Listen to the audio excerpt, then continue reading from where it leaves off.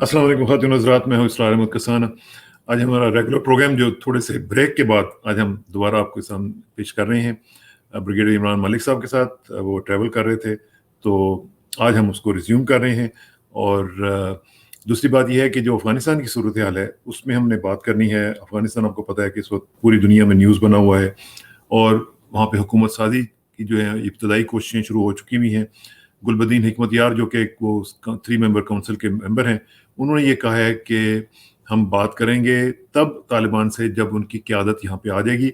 अभी तक के जो मीटिंग्स हो रही हैं वो सारी इनफॉर्मल किस्म की मीटिंग्स हैं, तो वो इंतज़ार कर रहे हैं कि जो मेजर बड़ी क़यादत है तालिबान की वो आ जाए तो उसके साथ फिर बातचीत की जाए और फिर आगे चलेंगे और मामला आगे बढ़ेगा।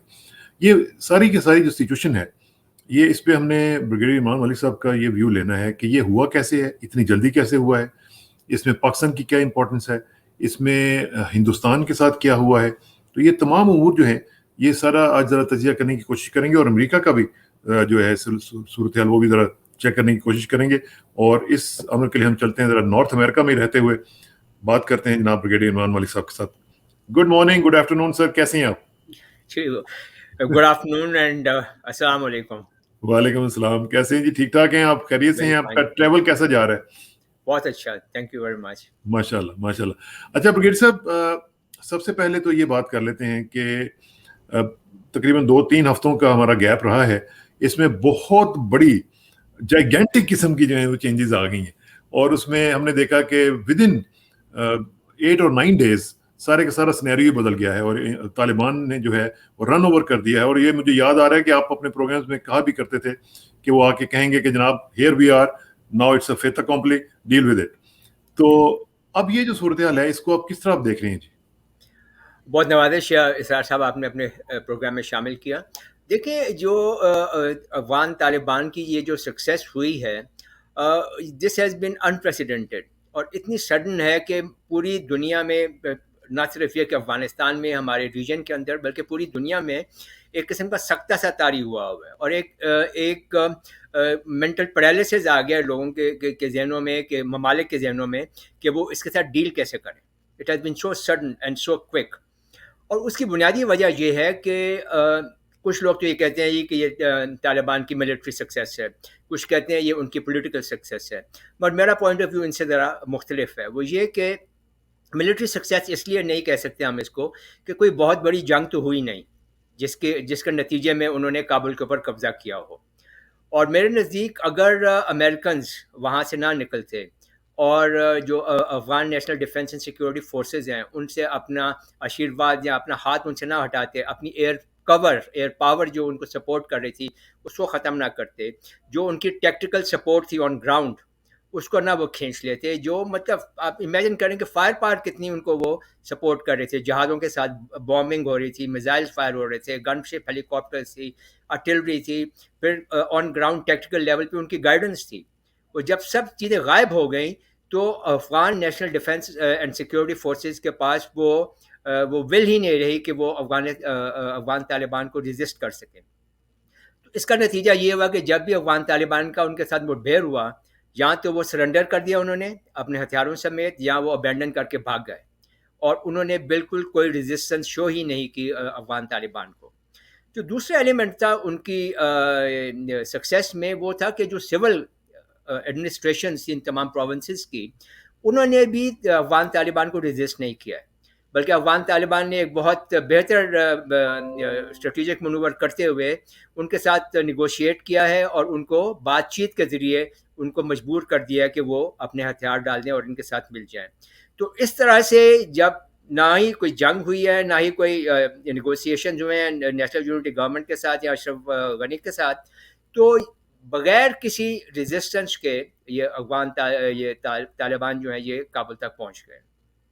तो मेरे ख्याल में हमें ये क्लियर होना चाहिए कि जो वैक्यूम अमेरिका के जाने से क्रिएट हुआ है, उस वैक्यूम के अंदर अफ़गान तालिबान जो है वो बहुत सूरत के साथ उन्होंने उसको एक्सप्लॉइट किया है और अपने हदफ तक पहुंच चुके हैं। लेकिन छोटी सी एक चीज जो आप मिलिट्री स्ट्रेटजी की बात कर रहे थे, मैंने पिछले दिनों में एयर मार्शल कपिल काक साहब के साथ इंटरव्यू में उनसे जब बात की तो उन्होंने मुझे कहा कि मैं हैरान हूं और मैं बहुत मुतासिर हूं तालिबान की मिलिट्री स्ट्रेटजी से।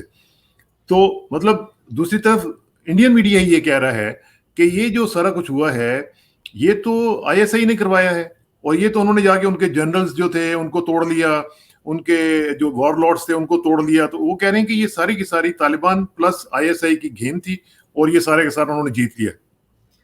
خیر یہ تو تاریخ ہی بتائے گی کہ افغان طالبان کا کیا رول تھا اور اس میں پاکستان یا اور ISI کا کیا رول رہا ہے. کیونکہ اس وقت تک پاکستان نے تو صرف ان سے یہی بات کی ہے کہ ہمارا تو جو ان کے پاس انفلوئنس تھا وہ بھی کافی حد تک کم ہو چکا ہے. اور in any case let us not take the credit away from the Afghan Taliban, کیونکہ آن گراؤنڈ زمین پہ میدان جنگ میں تو انہوں نے ہی کارروائی کی ہے اور انہوں نے ہی مطلب کیجولٹیز بھی ایکسیپٹ کی ہیں اور جنگیں بھی انہوں نے ہی لڑی ہیں. تو یہ جو جیسے میں نے ایکسپلین کیا, میرے خیال میں یہ جو ویکیوم کریٹ ہوا ہے اور اس کی وجہ سے یہ افغان طالبان کو اتنی جو ہے اسپیڈ کے ساتھ سکسیس ہوا ہے. اگر امریکنز وہاں پہ رہتے اور اگر امریکنز کی سپورٹ رہتی ANDSF کو, تو میرا نہیں خیال ہے کہ افغان طالبان اتنی جلدی سے یا اتنی صورت سے وہ کابل کے اندر پہنچ سکتے تھے.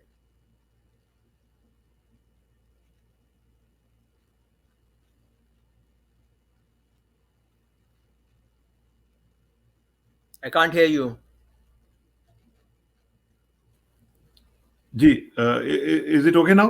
Now it's better. اچھا بریگیڈ صاحب, میں یہ پوچھ رہا تھا کہ اب دیکھیں امریکنز کا سارا ایپیسوڈ آپ نے دیکھا, کس طرح وہ گئے, کس طریقے سے ان کے اوپر پریشر آیا. پریزیڈنٹ بائیڈن نے آج بھی یہ کہا ہے کہ میں اس کو ڈیفینڈ کرتا ہوں اپنے ڈیسیژن کو, اور انہوں نے کہا کہ ہم لوگ اس کے علاوہ کچھ بھی نہیں کر سکتے. تو انہوں نے کہا کہ ایویکویشن جو ہے وہ اسی طرح ہی ہو سکتی تھی, اور وہ ڈیفینڈ کر رہے ہیں اس کو. اچھا, اب اس میں امریکنز کا کیا رول ہے؟ کچھ لوگ ان کے اوپر کرٹیسائز کر رہے ہیں ود ان دی US, لوگ ان پہ کرٹیسائز کر رہے ہیں کہ جناب یہ آپ نے کیا کیا ہے, آپ نے ایک دم ابینڈن کر دیا افغانستان کو. ایون آج آپ نے دیکھا کہ جے شنکر صاحب جو ہیں انہوں نے وہاں پہ جا کے UN میں پاکستان کے اوپر بھی کرٹیسزم کیا, اور انہوں نے اشارتاً امریکہ کے بھی کہا کہ بھئی آپ نے یہ کیا کیا وہاں پہ.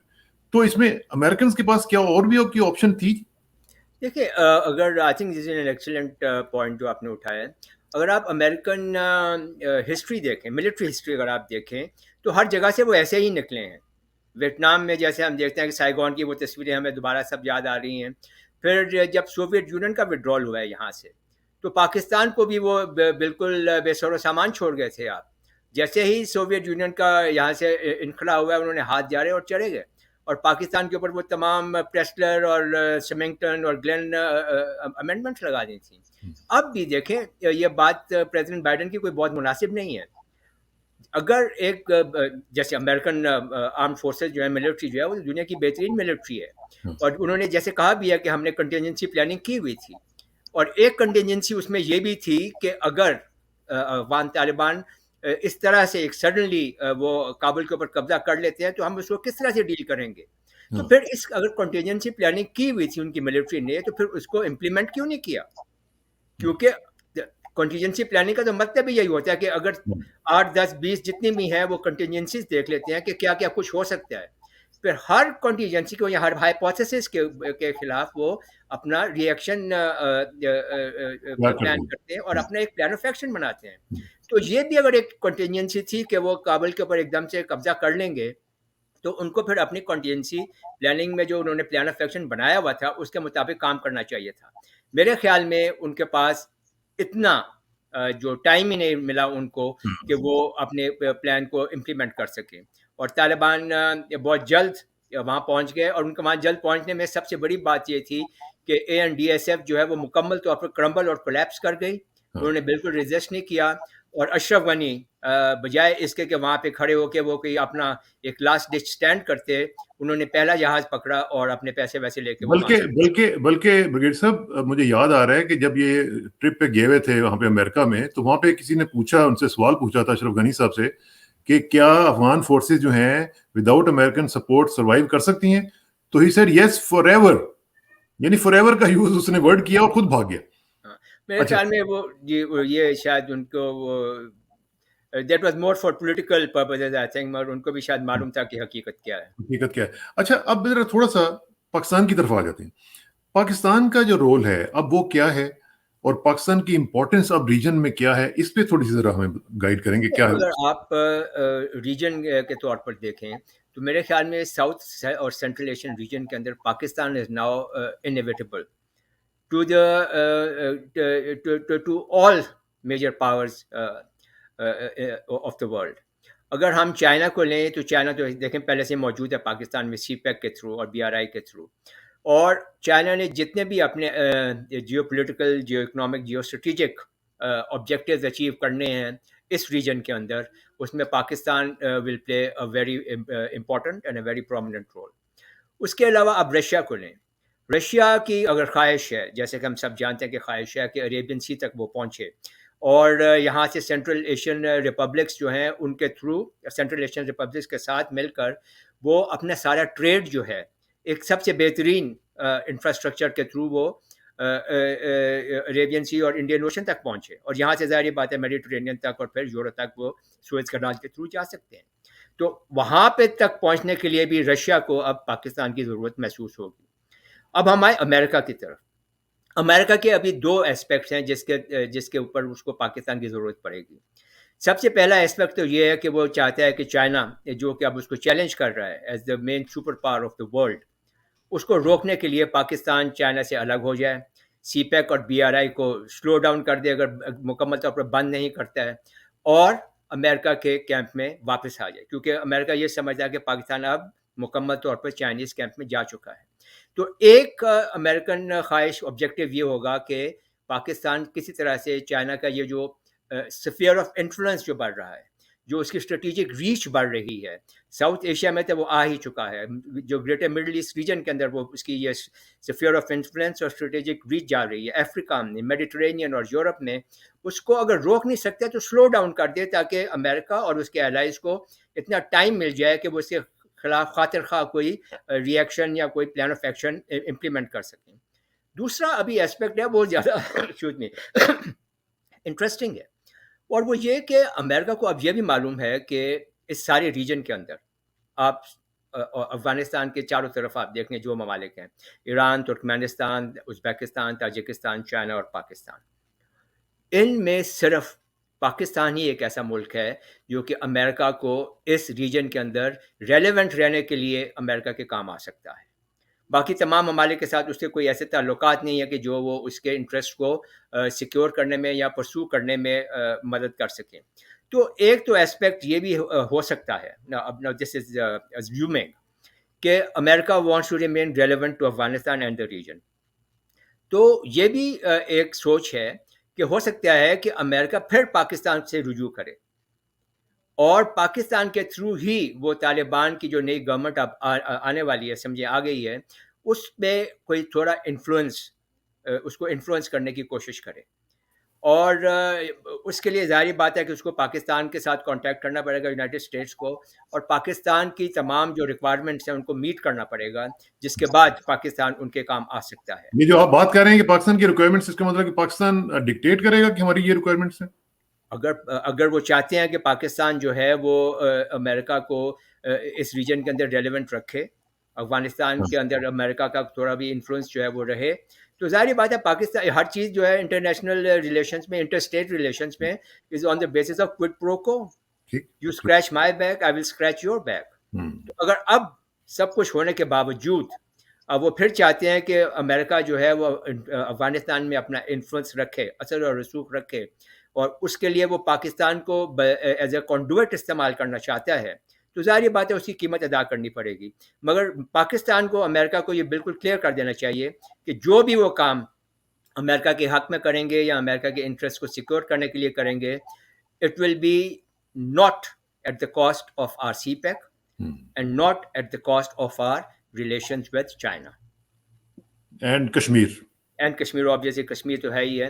آپ نے وہ انڈیا کی بات کی تو وہ بیچ میں رہ گئی. India has I think is the biggest loser in this entire game. اور اب وہ جو بالکل کھسیانے ہو کر امریکہ کے اوپر بھی وہ بات چیت کر رہے ہیں، وہ شاید اس لیے کر رہے ہیں کیونکہ ان کی ساری انویسٹمنٹ جو تھی افغانستان کے اندر وہ ضائع ہو گئی ہے ایک قسم کی، اور جو ان کی افغانستان کی پالیسی تھی، foreign policy has been a disaster, not only a failure but a disaster. تو نریندر مودی کو آپ یہ دیکھ لیں کہ اس کی جو بھی پالیسیز تھیں ساؤتھ ایشیا میں وہ فیل ہوئی ہیں، چائنا کے خلاف فیل ہوئی ہیں، پاکستان کے خلاف فیل ہوئی ہیں، اور اب افغانستان کے خلاف بھی وہ فیل ہوئی ہیں. اور اس پورے ریجن کے اندر اب اگر کوئی ایک ملک آئسولیٹ ہوا ہے تو وہ انڈیا ہے. افغان طالبان نے ایک بات یہ کی تھی کہ انڈیا کو یہ اجازت ہے کہ وہ اپنے جو پروجیکٹ انہوں نے وہاں پہ آن کیے ہوئے اسٹارٹ کیے ہوئے ان کو آ کے وہ مکمل کر لیں. تو وہ بات ٹھیک ہے, بٹ ہم اب ہندوستان یہ سوچے گا کہ کیا مطلب ول انڈیا تھرو مور منی اگینسٹ آلریڈی جو انہوں نے وہاں پہ انویسٹ کر چکے ہیں وچ ہیز گون بیڈ. تو کیا اور پیسے وہاں پہ ڈالنے کے بعد ان کے کوئی انٹرسٹ جو ہے سیکیور ہوں گے؟ کیا وہ افغانستان کو پاکستان کے خلاف استعمال کر سکیں گے؟ لیکن یہ جو انہوں نے پی آر کیمپین شروع کی ہوئی ہے انڈیا نے پاکستان کے خلاف, اور اوور آل ہم دیکھ رہے ہیں کہ امریکہ میں فاکس نیوز کو دیکھ رہا تھا, فاکس نیوز پہ ایک اینالسٹ کہہ رہی تھی خاتون کہ پاکستان کی جو آرمی ہے, پاکستان کا جو سارے کا سارا جو ڈیفینس بجٹ ہے, سارے کا سارا بجٹ جو ہے وہ امریکہ دیتا ہے. آپ اندازہ لگائیں ادھر. تو اب اس طرح کی جو کیمپینز چل رہی ہیں پاکستان کے خلاف, اس کا کیا کیا جا سکتا ہے؟ دیکھیے یہ تو this is hybrid war, and I think Pakistan اس ایک محاذ پہ شاید اتنا کامیاب نہیں ہوا جتنا کہ اس کو ہونا چاہیے تھا. I think we need to not only redoubled but multiplied by many times our efforts to counter India and the international media جو کہ ہمارے خلاف یہ ساری بات چیت کر رہے ہیں. یہ اس کے لیے ہمیں ایک بہت ہی مربوط قسم کا ڈپلومیٹک اور میڈیا اوفینسو لانچ کرنا پڑے گا, اور ان تمام جو فیک اور نیوز جو ہے اور مس اور ڈس انفارمیشن جو ہے اس کو کاؤنٹر کرنا پڑے گا. اس لیے ایک اور بہت مزیدار بات یہ ہوتی ہے کہ جب یہ سب فیک نیوز چلاتے ہیں تو تھوڑی دیر بعد وہ خود ہی ثابت ہو جاتا ہے کہ یہ غلط بات انہوں نے کی ہے. ان کی اپنی کریڈیبلٹی جو ہے وہ بہت حد تک اس سے افیکٹ ہوتی ہے. But they don't even care about their credibility because they don't have one. اچھا ایک چیز مجھے ذرا بتائیں آخر میں, صرف یہ ہے کہ ابھی آپ نے شروع میں بات کی تھی کہ افغانستان میں جو طالبان کی گورنمنٹ بن رہی ہے وہ اس کے بارے میں کہا جاتا ہے کہ جی it should be all inclusive, یہ براڈ بیسڈ ہونی چاہیے اور یہ اس طرح ہونی چاہیے. مجھے ذرا بتائیں کہ یہ براڈ بیسڈ کا کیا مطلب ہے؟ کیا اس کا مطلب یہ ہے کہ تمام جو فریقین ہیں ان کو اس گورنمنٹ میں شامل کیا جائے, اس میں غنی گورنمنٹ کے بھی لوگ ہوں, باقی لوگ بھی ہوں, حامد کارزئی بھی ہوں, عبداللہ بھی ہوں, یہ کون سی پھر آل انکلوسیو ہوئی؟ دیکھیے آئی تھنک یہ سب سے امپورٹنٹ ابھی اسپیکٹ شاید یہی ہے. دیکھیں اب جب طالبان یہاں پہ آ گئے ہیں تو انہوں نے الگ سے آئسولیشن میں تو یہ رہ نہیں سکتے. وہ جو پہلے 96 سے 2001 تک یہ رہے ہیں اب وہ دور نہیں رہا, کیونکہ یہ ریجن بھی اور یہ دنیا بھی ہے اب تقریباً ایک کوارٹر آف اے سینچری اس سے آگے چلی گئی ہے اور حالات بدل گئے ہیں. اب افغانستان کو جو بھی وہاں پہ حکومت ہو اس کو نہ صرف یہ کہ ریجن کا ایک حصہ بن کر رہنا ہے بلکہ انٹرنیشنل کمیونٹی کا بھی ایک رسپانسبل ممبر بن کر رہنا ہے. تو ابھی تک انہوں نے جو بھی کام کیے ہیں افغان طالبان نے کابل کے اندر, وہ سب کے سب بہت صحیح سٹیپس لیے ہیں انہوں نے, and they have try to appease the international community. نہ کوئی وینڈیٹا انہوں نے لانچ کیا ہے, ہیومن رائٹس کی انہوں نے صحیح بات کی ہے, ویمنز رائٹ کی انہوں نے صحیح بات کی ہے, ایمنیسٹی اناؤنس کیا ہے جو سب سے بڑی بات ہے کہ سب کو معاف کر دیا کہ کسی کے خلاف کوئی کسی قسم کی کارروائی نہیں کی جائے گی. حالانکہ وہ ان لوگوں کو بھی انہوں نے معاف کر دیا, اناؤنس کر دیا کہ جنہوں نے ان کے خلاف امریکنز کی اور ان کے الائز کی مدد کی ہے.